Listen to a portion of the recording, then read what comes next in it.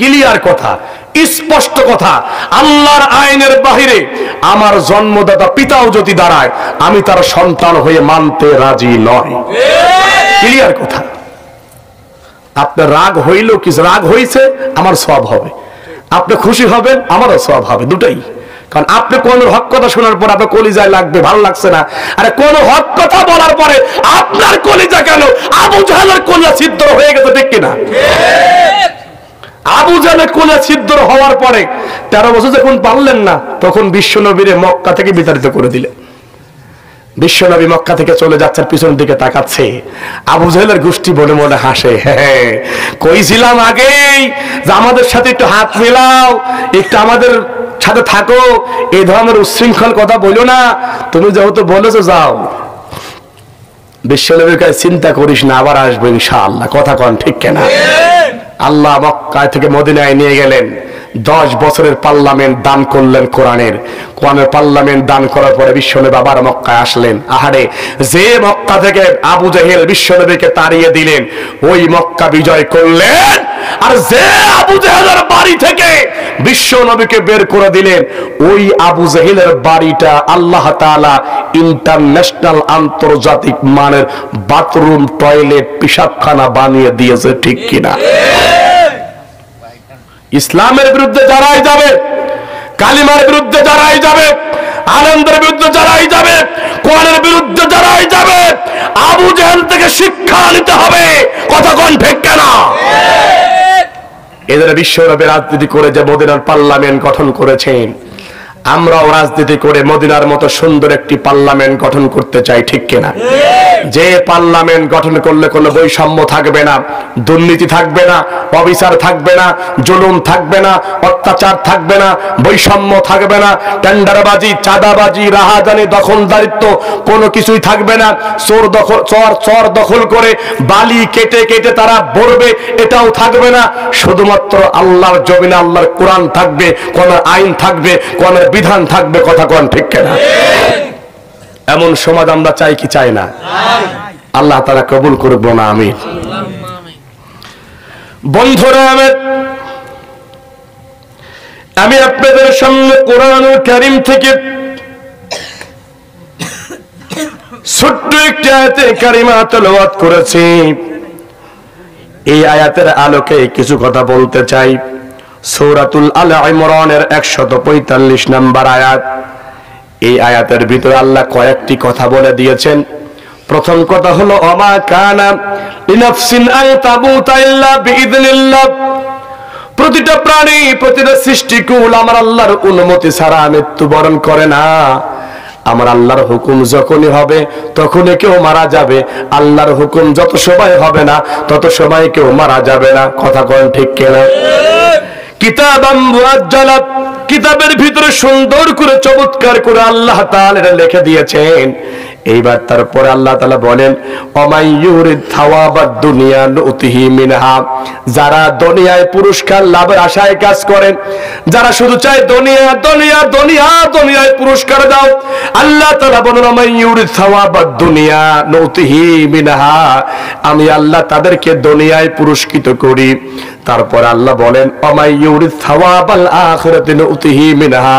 আর যারা আখিরাতের পুরস্কার লাভের আশায় কাজ করে, যারা চায় আল্লাহ আমাদের আখিরাত দাও, আখিরাত দাও, রব্বুল আলামিন বলেন আমি তাদেরকে দুনিয়ায়ও দেই, আখিরাতেও পুরস্কার দিই। জোরে কও সুবহানাল্লাহ। তাহলে দুনিয়া চাইলে পুরস্কার একটা, আখিরাত চাইলে পুরস্কার দুইটা। আমরা পুরস্কার একটা চাই না দুইটা চাই? দুনিয়া চাই না আখিরাত চাই? আখিরাত আমরা চাই, অবশ্যই আমরা এটা বলবো।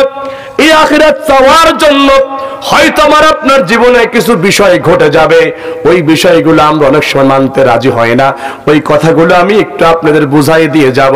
ও বন্ধু, যারা যারা আখিরাত চায়, এই আখিরাত পেতে গেলে একটু কষ্ট করা লাগবে কি লাগবে না? সবাই বলেন, কষ্ট করা লাগবে কি লাগবে না? বন্ধুরা আমার, এই আখিরাত চাওয়ার জন্য আমি আপনাদের কাছে ছোট্ট একটি প্রশ্ন করব, এই যে আমার হাতে কোরআনটি দেখছেন, এই কোরআন নাজিল হয়েছে আগে না হযরত ইব্রাহিম আলাইহিস সালাম, হযরত নূহ আলাইহিস সালাতু ওয়াস সালাম, হযরত মূসা আলাইহিস সালাতু ওয়াস সালাম? আমি অসংখ্য নবী রাসূলদের ভিতর থেকে তিনজনের নাম উচ্চারণ করেছি, এই তিনজনের জন্ম আগে না কোরআন নাজিল হয়েছে আগে? ভালো করে বলেন, বোঝেন নাই মনে হয়। হযরত নূহ আলাইহিস সালাতু ওয়াস সালাম, হযরত মূসা আলাইহিস সালাতু ওয়াস সালাম, হযরত ইব্রাহিম আলাইহিস সালাতু ওয়াস সালামের জন্ম আগে না কোরআন নাজিল হইছে আগে? আমরা কি মুসলমান হয়েছে? ও বন্ধু, আমি যে তিনজনের নাম বলেছি এদের জন্মটাই আগে, কারণ কোরআন নাজিল হয়েছে শেষ নবীর উপরে, ঠিক কিনা? অসংখ্য নবী রাসূলদের ভিতরে শেষ যে নবী এসেছেন, ও বন্ধু আমাদের কলিজার টুকরা বিশ্ব নবী জনাব মুহাম্মদুর রাসূলুল্লাহ সাল্লাল্লাহু আলাইহি ওয়াসাল্লামের উপরে কোরআন নাজিল হয়েছে, ঠিক কিনা?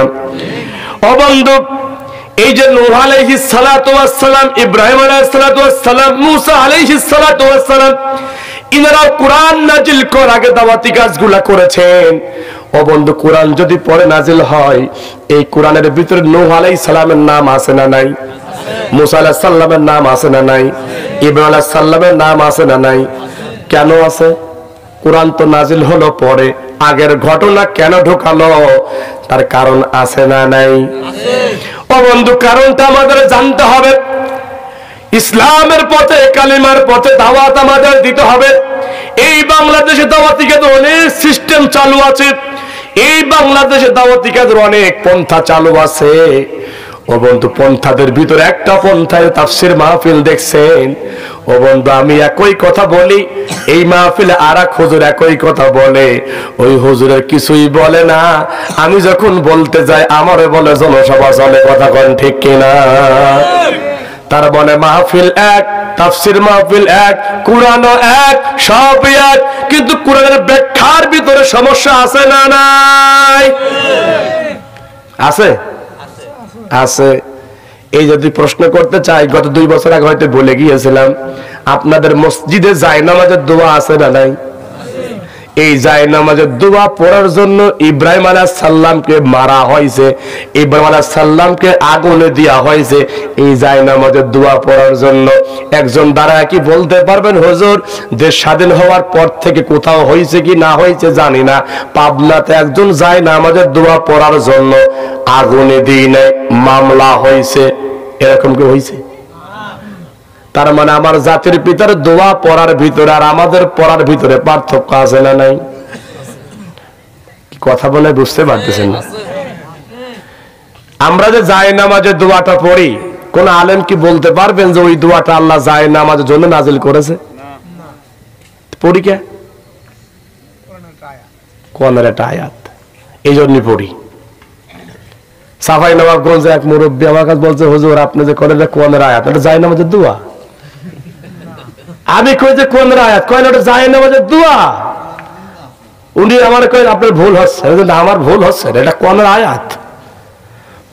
বন্ধুরা আমার, এটা জায়নামাজে পড়ার জন্য আল্লাহ নাজিল করেন নাই। আমি তাফসীর ওদিকে নিচ্ছি না, জায়নামাজে পড়ার জন্য আল্লাহ নাজিল করেন নাই। অথচ ওই কথাগুলো ইব্রাহিম আলাইহিস সালাম বলার কারণে নমরুদের মামলার শিকার হয়েছিল, হামলার শিকার হয়েছিল। আমরা একই কথা বলি, আমাদেরকে হামলা মামলা কিছুই করে না। ওই আয়াতটা জায়নামাজে না পড়ে সমাজ জালিমের সামনে উচ্চারণ করেন, দেখবেন আপনার বিরুদ্ধেও জালিম অবস্থান নেবে কি নেবে না? হ্যাঁ, যেখানে যে কাজ সেখানে সেই কাজ লাগান। আমরা বাংলাদেশের মধ্যে হুজুগি বাঙালি, হুজুগে বাঙালি, কোরআন পড়ি না, ইসলাম পড়ি না, হাদিস জানার চেষ্টা করি না, হুজুরা কি বললো ওটাই বিশ্বাস করি। আমি বলছি আমার কথাই বিশ্বাস করছেন না?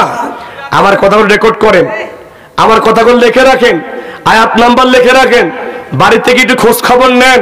যদি না থাকে কন্টাক্ট নাম্বার নিয়ে বলে হুজুর আপনার কথার ভুল আছে, ধরবেন। অনেক হুজুর কিচ্ছা কাহিনী বলে চালিয়ে যায়, ওটা হাদিসে না কোরআনেও নাই, কথা কোন ঠিক কিনা? বন্ধুরা আমার, আল্লাহর নবী নূহ আলাইহিস সালাতু ওয়াস সালাম দাওয়াতি কাজ যখন করেছেন, এই দাওয়াতি কাজ করতে গিয়ে ওই সময় যিনি জালিম ছিলেন, ওই জালিমের কাছে রিপোর্ট চলে গেল। রিপোর্ট যাওয়ার পরে বলছে, নূহ তো তোমার বিরুদ্ধে প্রচার শুরু করে দিয়েছেন। এইবার জালিম নূহ আলাইহিস সালামকে ডাক দিলেন। নূহ আলাইহিস সালামকে ডাক দিয়ে বললেন, নূহ তুমি নাকি আমার বিরুদ্ধে প্রচার শুরু করছো। নূহ বলে, না, আপনার বিরুদ্ধে কোনো প্রচার করছি না, আমি আমার আদর্শ প্রচার করছি, আমি আমার দাওয়াতি কাজটা প্রচার করেছি। এইবার বলে, ঠিক আছে তুমি করো, কিন্তু আমার বিরুদ্ধে যাও না। এইবার আশপাশে যারা ছিলেন তারা বলছেন, উনি যা কাজ করে সব তোমার বিরুদ্ধে যাচ্ছে। ওই সময় সবচেয়ে বড় অস্ত্র ছিল পাথর, ওই সময় সবচেয়ে বড় অস্ত্র ছিল পাথর। এইবার নূহ আলাইহিস সালামের বিরুদ্ধে ওই সময়কার জালিম পাথরের হুমকি দিলেন।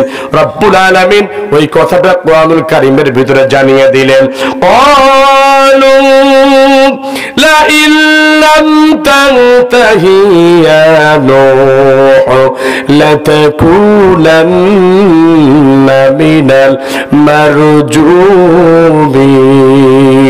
আল্লাহু আকবার।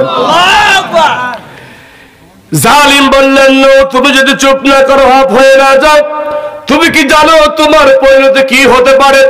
নূহ আলাইহিস সালাম বললেন, আমার কি হবে আর না হবে সেটা আমি চিন্তা করি না, ভাবিও না। আমি শুধু চিন্তা করি আর ভাবি, জমিন যার আইন চলবে, তার বিধান চলবে, তার এটার বাইরে কিছুই করতে পারবো না। ও নূহ, তুমি যদি চুপ না করো, এই যে পাথর দেখছো, এই পাথর দ্বারা তোমাকে মেরে শেষ করে দিব, তোমার একেবারে মিশাইয়ে দিব, এই পাথর মেরে তোমাকে একেবারে মেরে ফেলবো। নূহ আলাইহিস সালাম কয়, পাথরের হুমকি দেখায় কোনো লাভ নেই, আমি এক আল্লাহর ইবাদত করি, বাঁচা মরা একজনের হাতে, তিনি কে? নূহ আলাইহিস সালামকে পাথরের হুমকি দিয়ে কি ঠেকাইতে পেরেছিল? কথা বলেন, ঠেকাইতে পেরেছিল? নূহ আলাইহিস সালামকে পাথরের হুমকি দিয়ে ঠেকাইতে পারেন নাই।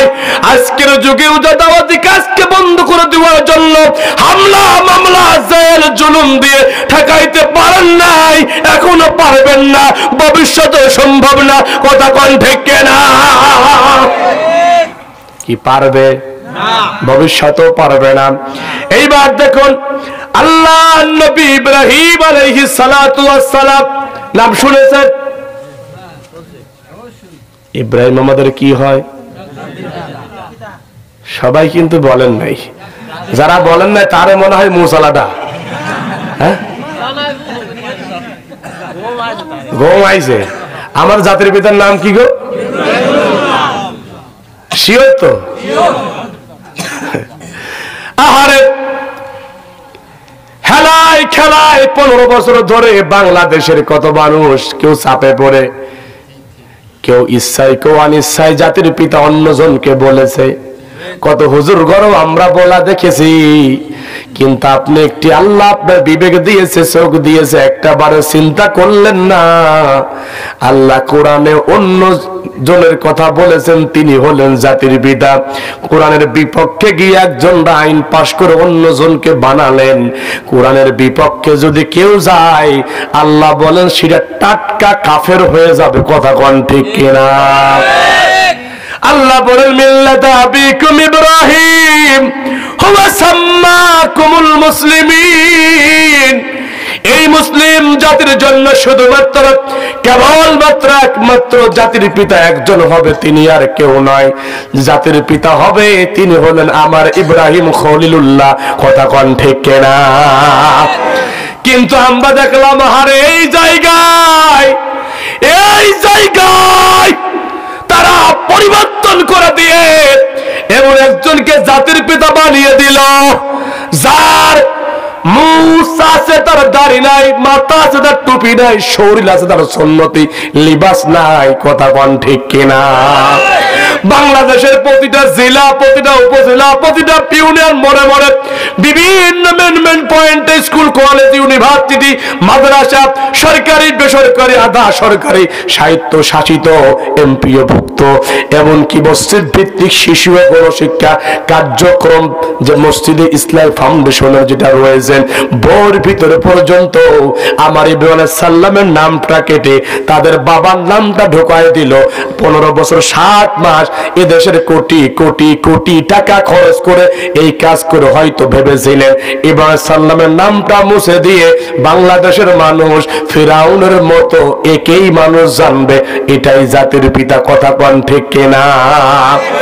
আল্লাহ কয় শয়তান বাটপার সব ফিরাউন তার বর ভিতরে এই বিষয়গুলো দিয়ে ফিরাউন টিকতে পারে নাই, নমরুদ পারে নাই। তুই তার মামাতো বোন, খালাতো বোন, ফুফাতো বোন, চাচাতো বোন যাই হোক না কেন, তুই বাংলাদেশে 15 বছর 7 মাস ধরে আবার ইব্রাহিমের নামটা কেটে দিয়ে যে কাজগুলা করেছিস, কাজটা ঠিক করিস নাই, ঠিক করিস নাই। আমার আল্লাহর ফয়সালা হলো 2-1 দিনের ভিতরে সারা বাংলাদেশের তোদের তৈরি করা ওই বাটপার পিতারে মাটির সাথে মিশিয়ে দিব। কথা কোন ঠিক কিনা? আছে না নয়? আর 2-4টারে মাটির সাথে মেশায়া না দিয়ে কোনটা পূব পালা, কোনটা দক্ষিণ পালা, কোন উত্তর পালা মুখ খুশে ফেলায় রেখেছে আল্লাহ শিক্ষা নেওয়ার জন্য। আমার ঢাকা থেকে মাহফিল করে যখন রাজবাড়ি হয়ে কালুখালী মোড়ে এরকম একটা আছে, আপনার পূব দিকে মুখ খুশে পড়িয়ে আছে, পূব দিকে কি আছে? মুখ খুশে পড়িয়ে আছে। আমার ড্রাইভার বলতেছে যে হুজুর আমরা সবাই মিলে ছেলেটা হাসপাতালের ব্যবস্থা করি, এতদিন পরে রয়েছে। তাই বললাম যে না, ওখানেই থাকুক, ওদের কত সন্তান আছে ওগুলোই নিবি নি। যখনই রাতে যায় কেউ নাই, 2-4টা কুকুর খালি পাশে বসে আছে। আহারে, হাসির খোরাকি নয়। এটা থেকেই বুঝতে হবে ইসলামের বিপক্ষে যারা, কোরআনের বিপক্ষে যারা, কালের বিবর্তনে আল্লাহ তাআলা এদেরকে ঠিক এভাবেই সাইজ করেছে। ঠিক শিক্ষা নেন, ইতিহাস থেকে যারা শিক্ষা নেয় না তাদের কপালে এমনটাই হবে। ঠিক কিনা? আবার লিখে রাখতে পারেন, লিখে রাখতে পারেন বিশ্বনবীর হাদিস দ্বারা প্রমাণিত, কোন জালিম যদি কোন দেশ থেকে একবার বিদায় নেয়, একবার যদি প্রতারিত হয়, ওই জালিম কিয়ামত পর্যন্ত ওই নামে, ওই চেহারায়, ওই সুরতে, ওই চামড়ায়, ওই দল নিয়ে কিয়ামত পর্যন্ত ওই দেশের ভিতরে আর আসতে পারে না। বিশ্বনবীর একেবারে কড়কড়ি সহি কথা। কারণ আমরা দেখে জালিম ছিল ফেরাউন আসতে পারেন নাই, জালিম ছিল নমরুদ আজ পর্যন্ত আসতে পারেন নাই, জালিম ছিল আবু জেহেল, আবু লাহাব আজ পর্যন্ত আসতে পারেন নাই। আমরা এক বাক্যে বিশ্বাস করি, আপনি বিশ্বাস করবেন কি না করবেন সেটা আমার বড় বিষয় নয়। গত 3 দিন আগে আন্তর্জাতিক একটা রিপোর্টে সারা বাংলাদেশের, সারা পৃথিবীর 1 নম্বর জালিম সৈরা শাসকের তালিকায় নাম রাখা হয়েছে যার, তিনি অন্য দেশের নয়, আমার বাংলাদেশেরটা। নাম জানেন? ঈশ্বর দি করেছি নাম জানেন? এক মুরব্বী কাছে ওই নাম মুখে নিয়ে মুখ নাপাক করতে যায় না। যখন 1 নাম্বার নামের তালিকায় আমি ভাবলাম যে হয়তো ফিরাউনের নামটা 1 নাম্বার আসার কথা, ফিরাউনের নাম নাই, ভাবলাম মনে হয় নমরুদ, নমরুদও নাই, আবু জেহেল, আবু জেহেল নাই। এখন দেখি বাবা ঠেলা নাম আছে সেইটা। 15 বছর 7 মাস ধরে এদেশে আলেমদেরকে রক্ত চুষে খেয়েছে, আলেমদেরকে গুম করেছে, হত্যা করেছে, নির্যাতন করেছে। বাংলাদেশের এমন কোন গ্রাম, পাড়া, মহল্লা নাই তো ওই গ্রামে, ওই মহল্লায় ওই জালিমের নির্যাতনের শিকার হয় নাই। কথা কোন ঠিক কিনা?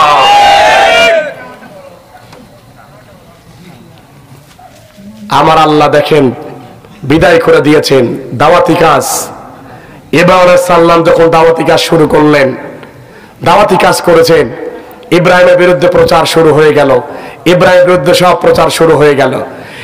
ইব্রাহিম সাল্লাম দাওয়াতি কাজ করে, আর নমরুদ তখন বললেন ইব্রাহিমকে ধরে নিয়ে আসো, কেন আমার বিরুদ্ধে প্রচার করছে। ইব্রাহিম রাতের বেলা ঘুমিয়ে আছেন, হঠাৎ করে প্রশাসন তার বাড়িতে উপস্থিত হয়ে গেল।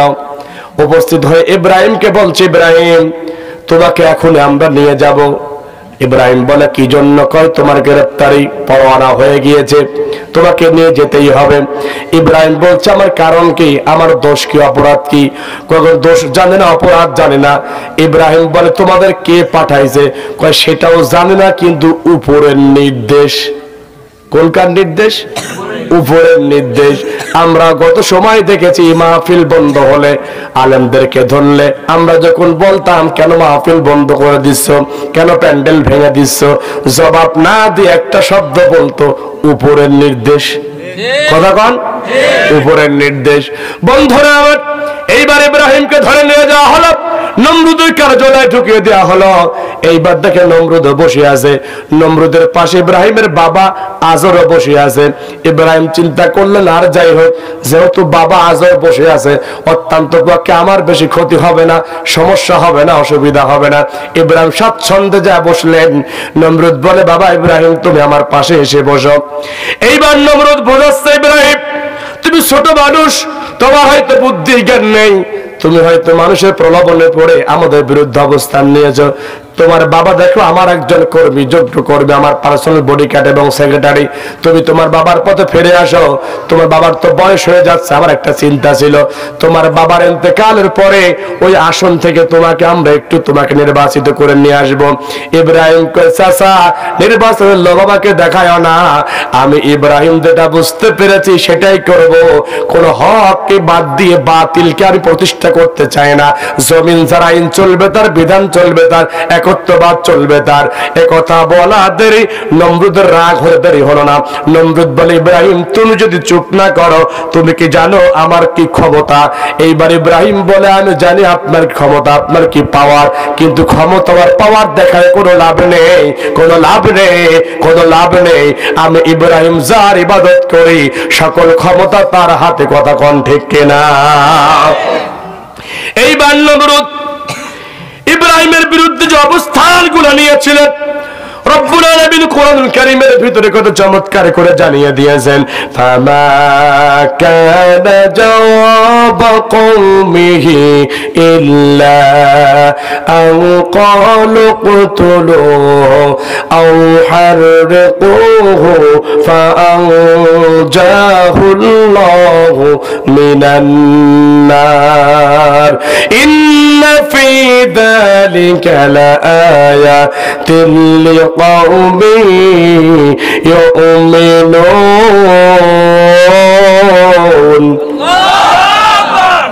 বন্ধুরা নমরুদ ইব্রাহিমকে সাফ সাফ জানিয়ে দিলেন ইব্রাহিম তুমি যদি চুপ না করো তাহলে তোমাকে আমরা পুড়িয়ে ফেলবো। ইব্রাহিম কয় তারপর? কয় তোমাকে আমরা হত্যা করব। ইব্রাহিম কয় তারপর? কয় তোমাকে আমরা জেলখানায় ঢুকিয়ে দিব। ইব্রাহিম কয় তারপর? কয় তুমি যে কণ্ঠ দিয়ে দিনের কাজ করছো ওই কণ্ঠ স্তব্ধ করে দিব। এত হুমকির পরে হয়তো আমার আপনার জাতির পিতা ইব্রাহিম দাওয়াতি কাজ বন্ধ করে দিয়েছিল। ও বন্ধু, ইব্রাহিম দাওয়াতি কাজ বন্ধ করে দেন নাই, মৃত্যুর হুমকি দিয়েছে, কণ্ঠ স্তব্ধ করে দিবে হুমকি দিয়েছে, হত্যা করে ফেলবে হুমকি দিয়েছে। ইব্রাহিম বলছে ও নমরুদ বাঁচা মরা তোমার হাতে নয়, বাঁচা মরা একজনের হাতে। তিনি কে? ওয়ামা কানা লিনাফসিন আন তামুতা ইল্লা বিইذনিল্লাহ।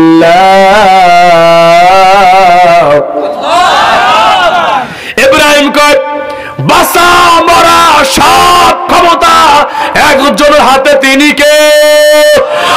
নমরুদ তুমি যদি চাও আমাকে মেরে ফেলবা, হত্যা করবা, পুড়িয়ে ফেলবা, তোমার দ্বারা সম্ভব নয়। যত সময় আমার আল্লাহ চাইবে না তত সময় কোন বাপের বেটার ক্ষমতা নাই আমার ইব্রাহিমকে মেরে ফেলবা। কথা কোন ঠিক কিনা? বন্ধুরা আমার, ইব্রাহিমকে হুমকি দিয়ে তার দাওয়াতি কাজ থামাইতে পারলেন না, মৃত্যুর হুমকি দিয়ে দাওয়াতি কাজ বন্ধ করতে পারলেন না। ও পাবনা সুজানগরের জনগণ, এই দাওয়াতি কাজ করতে গিয়ে আমাদের উপর যে হুমকি আসে আমাদের গ্রেফতার করবে, আমাদের মেরে ফেলবে, আমাদের ঠ্যাং ভেঙে দিবে, কল্লা উড়ায় দিবে। বিভিন্ন তহমত হয়তো মিথ্যা মামলা দিয়েছিলেন, হয়তো ভবিষ্যতেও হতে পারে। এই মামলা হামলা জেল জুলুম অত্যাচার দেখে আমরা যারা ইব্রাহিমের সন্তান তারা কি ভয় পাবো? কথা বলেন, ভয় পাবো? কোন ভয় পাওয়া যাবে না, কারণ আমরা তো ওই বাবার সন্তান যে বাবাকে ইসলাম মানার জন্য জ্বলন্ত আগুনে নিক্ষেপ করা হয়েছিল। ওই জ্বলন্ত আগুনে নিক্ষেপ করার ওই বাবার সন্তান আমরা। কথা কোন ঠিক না? আমরা কখনো ভয় পাবো? আমরা ভয় পাবো একজনের, তিনি কে? ও বন্ধু, ভয় কেউ পাবেন না, সবাই যখন আল্লাহকে ভয় পাবেন এদেশের জালিমরা তখন পালাইতে বাধ্য হবে। দৃষ্টান্ত উদাহরণটা নেন। ও বন্ধু, জুলাই বিপ্লব যেটা হয়ে গেল, হয়তো তারা তুচ্ছ তাচ্ছিল্য মনে করেছিল। জুলাই বিপ্লবটা কিন্তু সরকার এদেশ থেকে পালাবে এটা কিন্তু ছিল না। জুলাই বিপ্লব ছিল মেধা না কোঠা। এক পর্যায়ে যখন ছাত্র জনতার উপর হামলা করলেন, আল্লাহ তাআলা ছাত্র জনতা সাধারণ মানুষদেরকে মাঠে নামাইয়া দিলেন। শেষ পর্যায়ে একটা কথা ছিল, তাকে পদত্যাগ করতে হবে। আল্লাহ কয়, ওরে ছাত্র তোরা তো পাগল, পদত্যাগ যদি করে তাহলে এরশাদের মতো বাটপারি করার সুযোগ আছে না নেই? আল্লাহ কয়, আমি তো পদত্যাগ করাবো না। আমার আল্লাহর ফাইনাল বিষয় হলো, শোনো, তোমরা যে আন্দোলন নেমেছো এই আন্দোলনকে থামানোর জন্য, নিঃসাত করে দেওয়ার জন্য, তার ঘোষণা ছিল 3 কোটি মানুষকেও যদি বাংলাদেশে মেরে ফেলতে হয়, ঢাকা সহ সারা বাংলাদেশের কালো পিচ্ছিল রাস্তাকে যদি লাল করে দেওয়া লাগে, তারপরে তোমরা 3 কোটি মানুষকে মেরে হলো ক্ষমতায় থাকতে যায়। ওই ক্ষমতার বহির প্রকাশের জন্য আমরা দেখেছিলাম 5 তারিখে রিপোর্ট দেখেছি আমরা। 5 তারিখে গণভবনে 12 আইটেমের খাবার রেডি করা হয়েছিল। ও বন্ধু, 12 আইটেমের খাবার রেডি মানে সে এটা নিশ্চিত ধরে নিয়েছে আমার সেনাবাহিনী, আমার পুলিশ বাহিনী, আমার র্যাব বাহিনী, আমার যে প্রশাসন গুলা রয়েছে, দলীয় ক্যাডার গুলা যারা রয়েছে, 3 কোটি মানুষ মেরে ফেলবে, রক্ত লাল হয়ে যাবে, আর আমি গণভবনে বসে খাবার গুলা খাবো আর মুস্কি মুস্কি হাসবো। এই স্বপ্ন তারা দেখেছিল। কথা কোন ঠিক না? আল্লাহ কয়, আর পারবি না, আর সম্ভব নয়, অসম্ভব। তোরা যে রক্ত অনেক খেলা করেছিস, 12 আইটেমের খাবার রেডি হতে পারে, কিন্তু আমি আল্লাহ তোর রিজিকে আর খাবার রাখবো না। তবে আল্লাহ তোর বাংলাদেশে আর রাখবো না। তুই বাংলাদেশে আলেমদেরকে দেখতে পারিস নাই, হত্যা মামলা করেছিস, যারা বিরোধী মত তাদেরকে তুই ধ্বংস করে দিয়েছিস। গত 15 বছর 7 মাস ধরে জামাত, বিএনপি, শিবির, ছাত্র দল এদেরকে তোরা হত্যা করেছিস, শেষ করে দিয়েছিস, হামলা মামলা দিয়েছিস। আমি আল্লাহ তো এমন ফয়সালা করব, কিয়ামত পর্যন্ত বাংলাদেশে ঢোকা তো দূরের কথা, টুস করে আসা তো দূরের কথা, 1 ইঞ্চি 1 ছটাক মাটু বাংলাদেশে পাবি না। আর যদি কখনো জোর করে ঢুকতে যাস, 5 তারিখে গণভবনের ভিডিওটা একটু দেখে নিস। ওই 5 তারিখে গণভবনের চিত্র, ছাত্র জনতা যা করেছিল, তুই আবার ঢুকতে চাইলে তোর শরীরের উপর দিয়ে 5 তারিখের গণভবনের চিত্র চলবে। কথা কোন ঠিক না? ঢুকতে পারবে আর? এটাও হাদিসের কথা, পারবে না। ও বন্ধু, হাদিস গবেষণা করে আমরা যখন বলি, কই হুজুর এটা বলা যাবে না, কেন আমরা বলবো না? কেন আপনার কলিজায় লাগে? আজকে 32 নাম্বার ভাঙা হলে আপনার কলিজায় কেন লাগে? কেন আপনার কলিজায় লাগে? অথচ এই 32 নাম্বারটা একটা 2013, 2014, 15, 16 সালে আমি স্বচক্ষে দেখেছি। এই সশৈলাবে উপস্থিত হয়ে দেখেছি সাতক্ষীরায়, বাংলাদেশের সীমান্তবর্তী এলাকা সাতক্ষীরা জেলা। ও বন্ধু, বাড়ি আলেম হাফেজে কোরআন, বিভিন্ন মানুষের বাড়ি ঘরগুলো 1 তলা 2 তলা 3 তলা বাড়িগুলা প্রশাসনের দ্বারায়, তাদের দলীয় ক্যাডারদের দ্বারায় বুলডোজার দিয়ে ভেঙে ফেলানো হয়েছে। অথচ তোমরা আজকে কয় বছর নাই যেতে বাংলাদেশে প্রশাসন লাগে নাই, যে 32 থেকে, যে শেখবাড়ি থেকে ইসলামের বিরুদ্ধে তোমরা উচ্চারণ করেছো, আলেমদেরকে ফাঁসির রায় তোমরা নীল নকশা সাজিয়েছো। এদেশের তৌহিদ জনতা ওই 32কে মাটির সাথে মিশিয়ে দিবে, এটাই বাস্তব, এটাই সত্য। কথা কোন ঠিক না? আপনি কি বলেন? জয়পুরহাটে একজনের সাথে রাত মাহফিল করে ফিরবো, আমি স্টেশনে দাঁড়িয়ে আছি। আমি জয়পুরহাটে মাহফিল করে আবার যাব লক্ষ্মীপুর জেলায়। ট্রেন আসা একটু লেট হচ্ছে, আমাকে তখন বলছে, হুজুর আমরা আয়না ঘরে ছিলাম, আপনি আয়না ঘরের নির্যাতনের কথা যদি শোনেন, আমি আয়না ঘরের কথাগুলো শুনে একেবারে পাগল হয়ে যাচ্ছি, যেটা কেমন করে সম্ভব যে এই নির্যাতনগুলো আয়না ঘরে হতে পারে।